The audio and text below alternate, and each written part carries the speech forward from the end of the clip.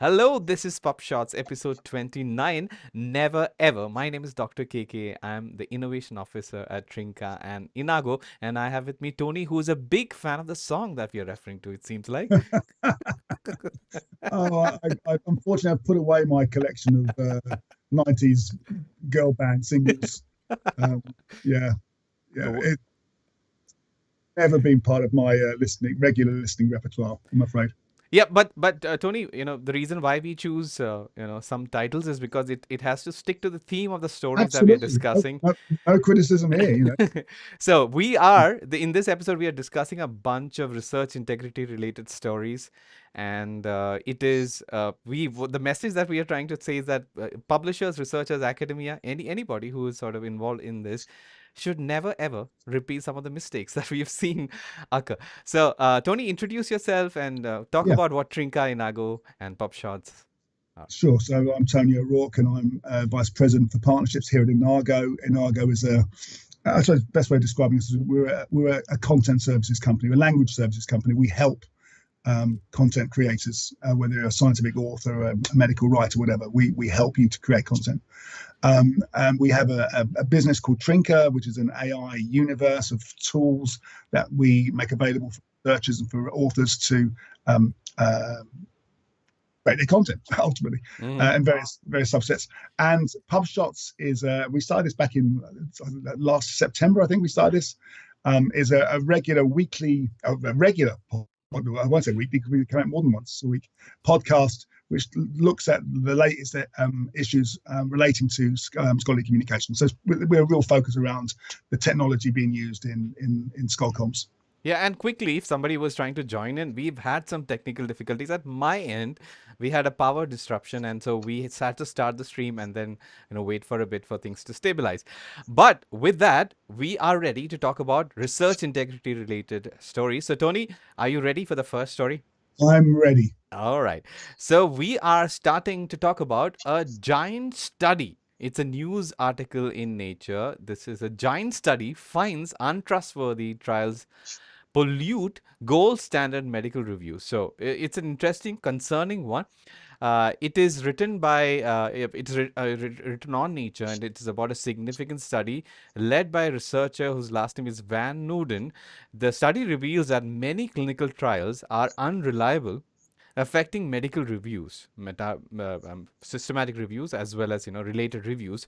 And over the 2 years of the study, duration of the study, the researchers identified issues in 25% of the trials reviewed, with serious concerns in 6%. So I'm going to pause here. Tony, are you concerned with these numbers? I'm sure I, I haven't got any evidence to support this, but I think what this author has done is to identify perhaps something that's always been the case with clinical trials, and now we have the tools to be able to analyze and make these kinds of judgments, whereas in the past we haven't. So I think anything that will help a process that's important as clinical trials to improve Mm-hmm. is such an important thing because it influences, how drugs are being used in society, how new treatments are coming out. So no, I don't think I'm surprised. I think I'm surprised that this hasn't happened sooner. And you've got organisations like the Cochrane Institute who will be crawling all over this uh, to make sure that these inaccuracies or these potential flaws are picked up. Right. Thanks for bringing it up. It's a nice segue. So, Cochrane, known for its reviews, is involved in addressing these flawed studies. The Yeah, study suggests using checklists and an automated, array of tools to detect unreliable research. The argument is that these tools can help filter out poor trials, improving the quality of systematic review. So now this is quite, common. I mean, everybody knows that this sort of a system would improve it. But the tools that are being mentioned, Tony, I thought I should bring that before I ask you a question. Image twin and signals are already things we have talked about a lot. Signals is also a leading sort of research integrity type of tool, which improves the quality of the content that being submitted to research journals. So these are some of the tools being discussed. So my question is, Tony, there are checklist automation tools, a lot of them already. Some of them we ourselves have some checklist yeah, automation tools. yeah. Could these help in improving the quality of medical trials and medical research in general? And what else could help in this?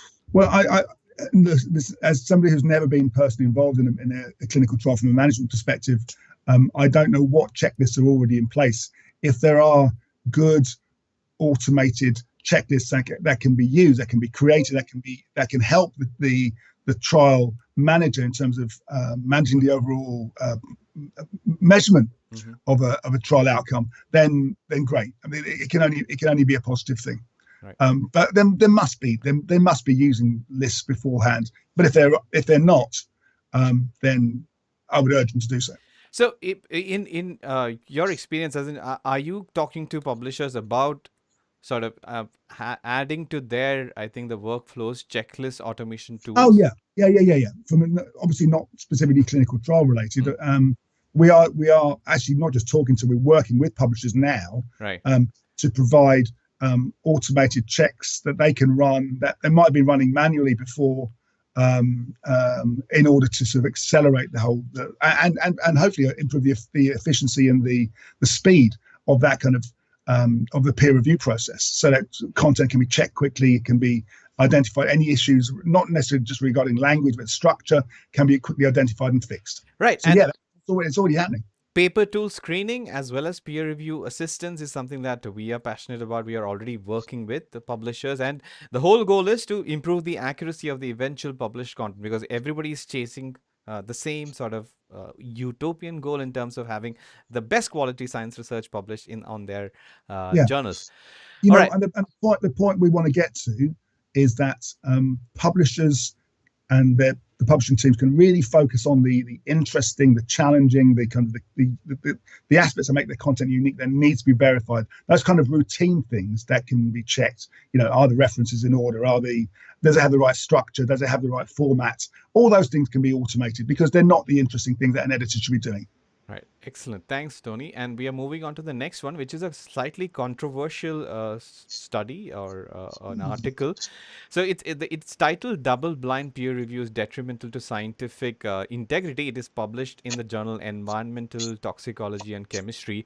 The title Yeah, itself is it's I guess, you can argue about it. So the main argument that the writer is making is that it double blind reviews compromises on scientific integrity. The author outlines 6 reasons why these reviews are problematic, and some of these include the hiding of data and funding, making biases harder to spot, and reviewer trust is also misplaced because we don't know what we are doing. So what the writer is arguing for is a fully transparent review, because they believe that transparency wins over secrecy for better peer review, and proposes an alternative review method focusing on open science. So my simple question: what are your thoughts on this entire argument of I don't, I, transparent? I don't think there's a black and white answer. I mean, first of all, I should say that the phrase double-blind peer review is becoming increasingly less used. It's not considered to be politically correct. The preferred term is anonymized review. Mm-hmm. I think that's seen as a more neutral term. In terms of whether anonymized reviews are good or bad, I don't think there is no right or wrong answer, because it really does depend on the subject area. Mm-hmm. I've worked in high energy, in the physics field, in the healthcare publishing field, and it's very clear that the normal review process has elements of bias. Mm-hmm. There is bias. There's the percentage of papers that are submitted and accepted by European authors or UK English first language authors is higher than, let's say, a Chinese author or an author whose first language isn't English. Mm-hmm. So by taking out the bias and by removing those sort of hurdles, it means that the author's on a more level playing field.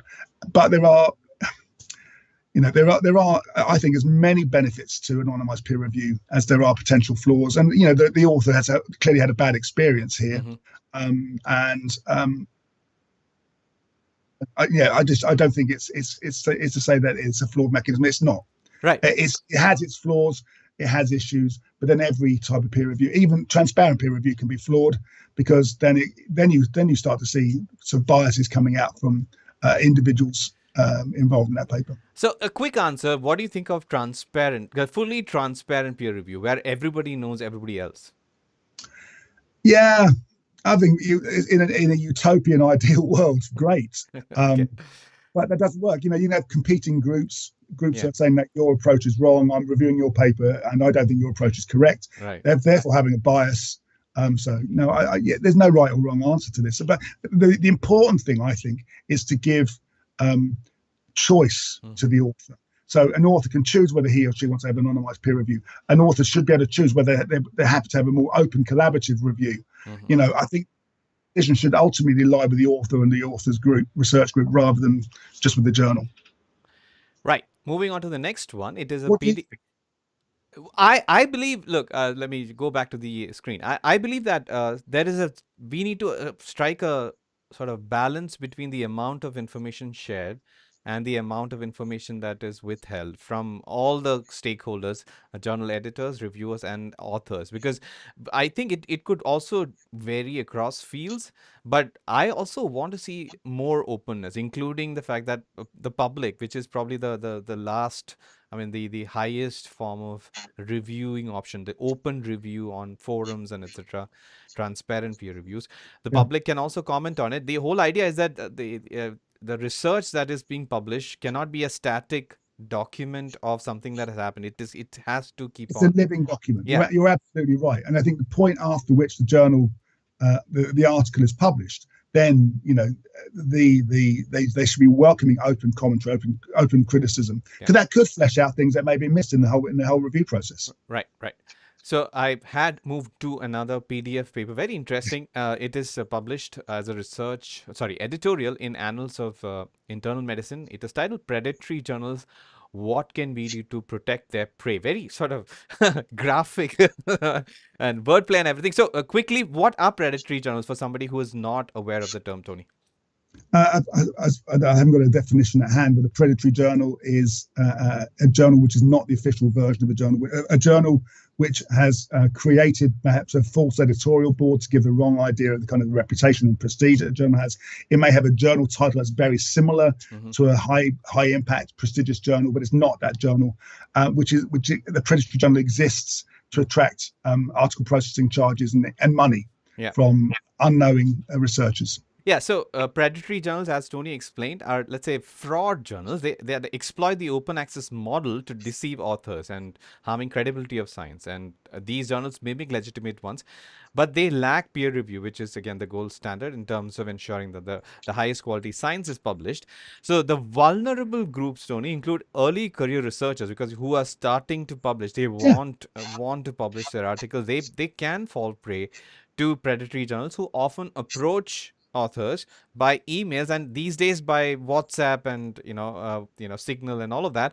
And the argument that this editorial makes is that authors, institutions, and publishers must take coordinated action to combat these predatory journals. So some of the things mentioned are simple checks like validating the email of the journal that or from where you're receiving it, or the URL that you are eventually being led to.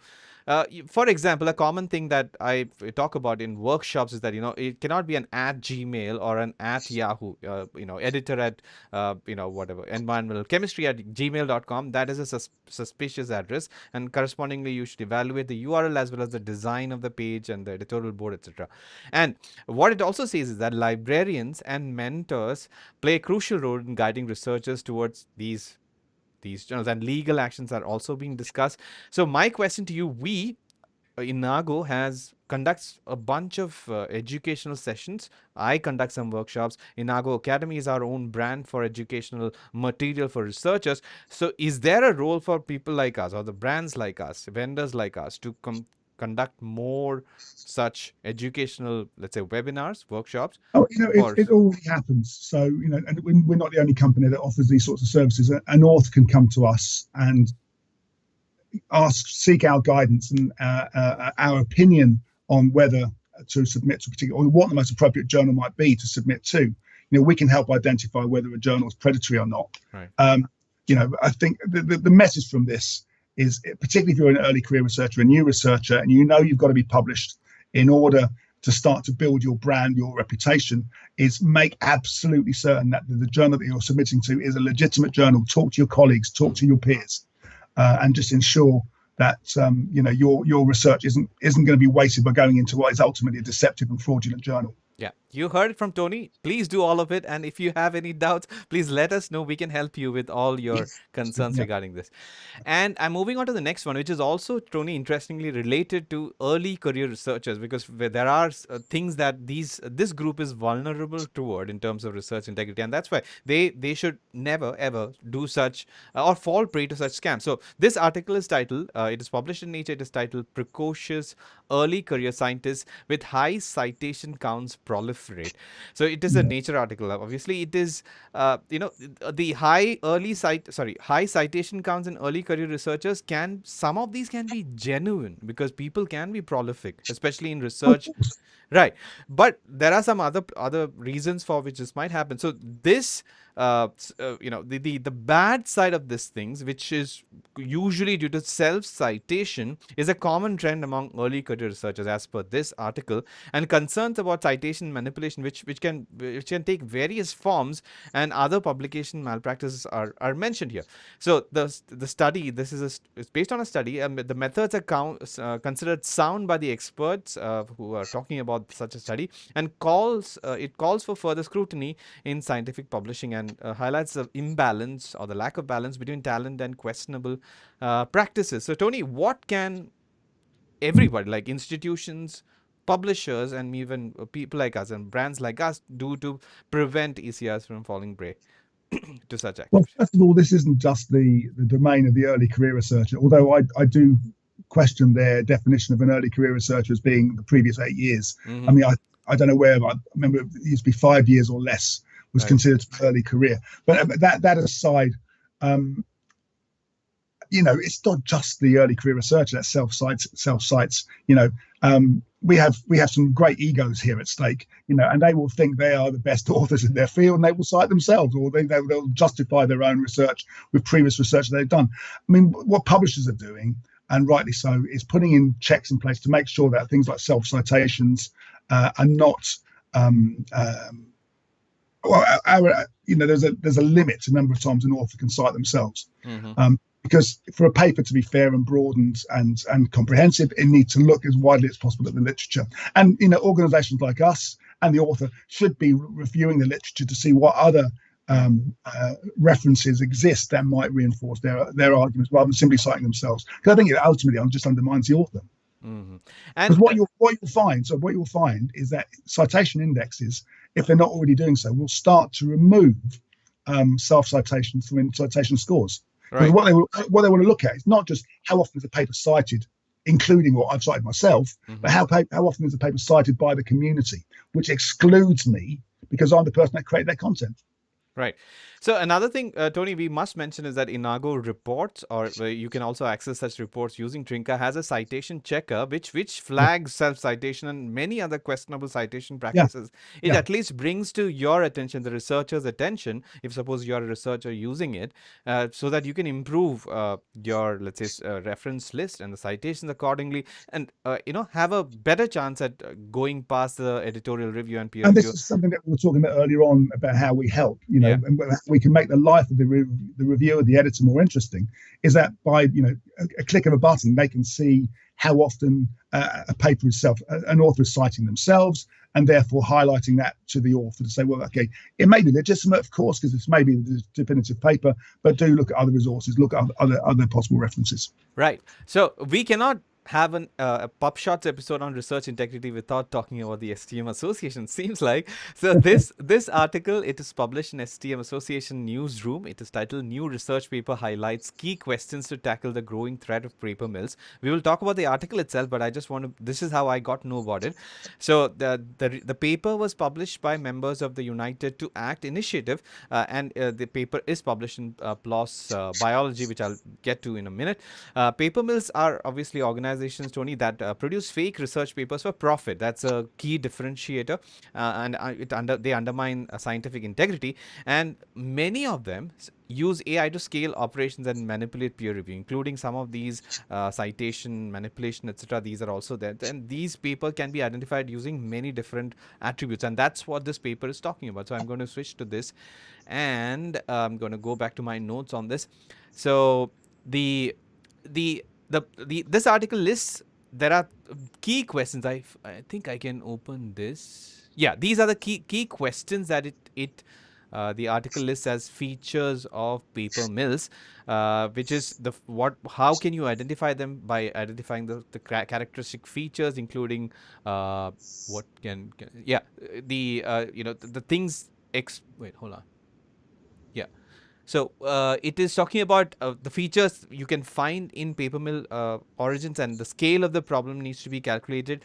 What are the how do they deceive us? How can we make sure that the evasive tactics used by these paper mills can be detected?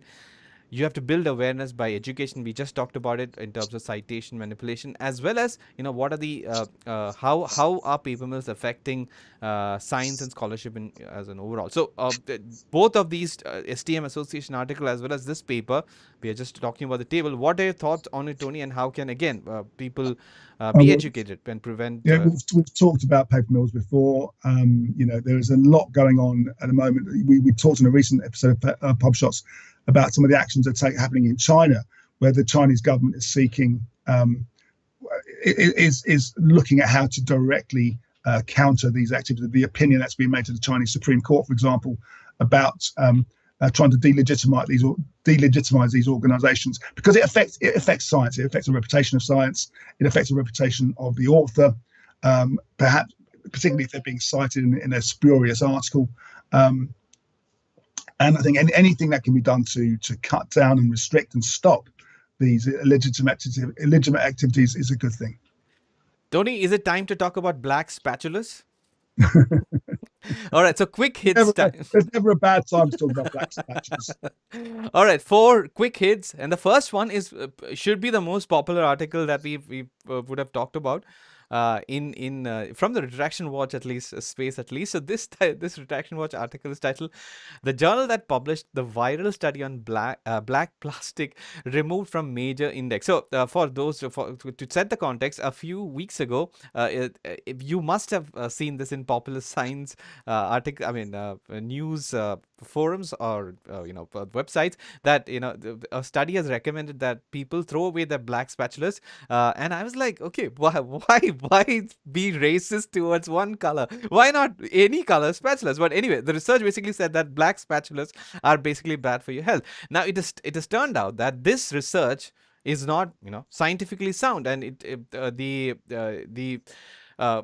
the article talks about retraction. It drew a lot of media attention, but had a lot of calculation errors, and the authors have since then corrected the math, but the conclusions remain unchanged. And the Clarivate has removed the journal that has published, I think, Chemosphere from its index, and the reason that they say is that the journal failed to meet editorial quality criteria.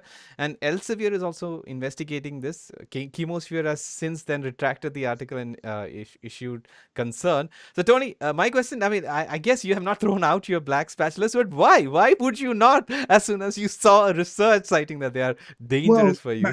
maybe I would have done if I'd seen this research before Christmas, but it does highlight one thing for me, and maybe we can talk about this in another paper. Is that when is the version of a paper the version of record? Right. So if a paper is submitted, just regardless of whether it has flawed sort of methodologies or flawed results or not, and then that paper is published, and then it's subsequently changed. That for me, I have concerns about that, because if a paper is going to be retracted, it should be retracted. If new findings or if new data is going to be brought to the table, then shouldn't that be a new paper? Shouldn't that be a new submission which can be published as an enhancement or an addendum, or as a new paper in itself, because it corrects the previous research. The other aspect of this, of course, as well, is that if you're publishing a paper that's got flawed research and you're cited, what does that mean to all the other papers that have cited that paper? Yep. True. I mean, based on flawed data. Yeah, I think we've talked about in a previous episode that Yeah, whatever I think there is a means to record what you still have the version of record of the original paper that would eventually be retracted, but there's a flag, and that's probably the right way to approach such matters, because we yeah, still need to keep, because humans make errors, and errors are part of whatever we do, and we should know what we did wrong so that we don't repeat ourselves in the future. Talking about things that well, at least as per this Retraction Watch article, which is titled "Journal Won't Retract Paper That Involved Human Organ Transplants in China," it is about a paper published in the Journal of Heart and Lung Transplantation. It is scientifically sound, Tony, but it has ethical issues. And the yeah. argument that, let's say, people who want ethics to be kept at the forefront is that it should be retracted. But the journal is saying that because it is scientifically sound, it need not be retracted. So where do you stand on this, Tony? Uh, it's a difficult one. Regardless of the ethical issues, the science is sound. It adds to the state of knowledge. Okay, there are question marks around the some of the ethical, the use of prisoners, for example, and the Mm-hmm. in the research that took place. Maybe the journal needs to be a bit more upfront in saying, or giving us some kind of ethical score. Our potential, like you get like a warning in cinema sometimes. This Yes. film may contain content that's, you might find offensive. This paper may contain issues which you might find ethically Mm. questionable, but the paper is still scientifically sound. There may be some kind of marker or some kind of notification would be useful. Yeah, we need transparency in these can be sort of stated, as you said, this sort of a statutory sort of advice or in Yeah, communication can be stated. But I suppose, I want to be on the side of science, and science is built on evidence, and this is evidence, especially in organ transplantation, because there won't be too much data. We need such things, such research to be considered in larger systematic reviews and everything. So I would recommend that they keep it. So I agree with the journal's decision so far. yeah. Let's Well, I mean, again, I think there's no right or wrong. I think there has to be some way of right, notifying the user and the researcher, so that researcher can make his or her own mind up as to whether they want to then use that paper as part of their own right. um, literature analysis. Okay, and I'm moving on to the second last quick hit. Very interesting Retraction Watch article. Retraction Watch is introducing the Retraction Watch Sleuth in residence program. It gave me a chuckle immediately, and I had to ask you this question, which I'll ask you in a couple of minutes. So this basically is a paid 1 year role for scientific sleuths, assigned to forensic scientometrics. Maybe that's a specialty. It is funded by George Tidmarsh's donation. These sleuths get to work remotely, but need US time zone overlap, and includes a sufficiently high salary, no health benefits, but offers a 401k match, and it aims to support and protect sleuths who often work underpaid. Now, the interested candidates should email a cover letter and resume to the Retraction Watch. It says, and Tony, the first question that I wanted to ask you: have you applied for this role yet? No, I haven't, and it sounds like I'm talking to the recruitment consultant for this particular role. No, it's for somebody who's got much more strong scientific background than I have. Uh-huh. So what do you think about this? I mean, I think it's a great step, as in people who Oh, should get paid. I mean, they're doing such a like voluntarily checking research integrity related aspects and improving the quality of science published. It should be a proper job, I feel. all credit to them, I think, and I'm sure this won't be the first person doing this role. This will be an increasingly larger team of individuals who will, identify issues relating to papers. Retraction Watch has become kind of one of the must-read sources for me now, just Right. to see how many papers are being retracted, the kind of issues that are coming up, Yeah. and having somebody who can spend their full time focusing on potential ad papers can only add to that. Right. And moving on to the last quick hit, it is an unfortunate story. A researcher linked to paper mill activity mysteriously reappeared on a list of journals' editorial board. Now, this apparently is a clerical error, and the editorial chief claims no recent involvement in the situation. So clerical error, it's a genuine overlook. So people make mistakes. Can we allow such mistakes to be made, or should they be never ever made, Tony? Oh well, they should never ever be made. But for me, this is kind of a non-story, Hmm. because I think this, at least as far as when I read this particular article, it sounded like a pure oversight on the part of Hmm. the editorial board to actually include that name. So no, this is a non-story for me. Right. So we've covered so many interesting articles concerning research integrity, and I hope that it was, I mean, the conversation was useful for you. So Tony, I'm going to ask you, if suppose the audience who has listened to or tuned in for the first time, if they want to find more about PubShorts, all the 28 episodes that we have published so far, where Yeah. can they find it? Yes, well, you can just have to go to LinkedIn or to YouTube. If you do a search for Enago Pub Shorts, you'll find a playlist containing all the episodes that we've recorded so far.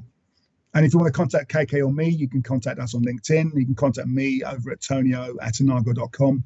And we look forward to your suggestions and comments for topics or papers that we should be discussing in these episodes. Yeah, and we can even take a deep dive. We haven't yet thought of other alternative content formats. We, I think a couple of episodes ago we discussed a book, well, publishing academia related book that we could possibly review if suppose you're interested. But you can let us know, as Tony said. So Tony, if they want to keep up with all the music that you are involved with, including music purchases, how can they do it? I don't know. Well, I find it hard to keep up myself. all right, all right. Any interesting musical purchases over the last week or so? Any records? I did get one interesting thing last week. Was I hadn't seen before. I'm a big fan of the Foo Fighters. I love one of their music. I love them. I love their music really, even since Nirvana and back in Mm. the '90s. Hmm. And I picked them at the weekend, which was Dave Grohl doing a single solo album, an instrumental solo album. It's Oh, a I see. one-sided disc, 25 minutes long, just called Play, and it's Dave Grohl, creating his own like Mike Oldfield type immersive one musician, lots of instruments experience. It's very good. I guess you're aware of this, but their first album is almost all written, performed, and everything by Dave Grohl itself, Oh while yeah, he was touring with absolutely. But Nirvana. this is completely instrumental. Yeah. Anyway, I guess you might be aware that Coldplay is touring India, and everywhere you look, and Like, even in newspapers, it is all about Coldplay. People are singing Coldplay songs in the Mumbai public transport, apparently. So that's how crazy things are. So that actually, unfortunately, brings us to the end of this episode, which is slightly longer. So apologies for all the technical issues that the longer stream start times and everything. But until the next time, Tony, this is Dr. KK signing off on behalf of everyone who helps us bring such content, and on behalf of Tony as well. I say goodbye. Bye, Tony. We'll see see you at the everybody. next one. Bye bye.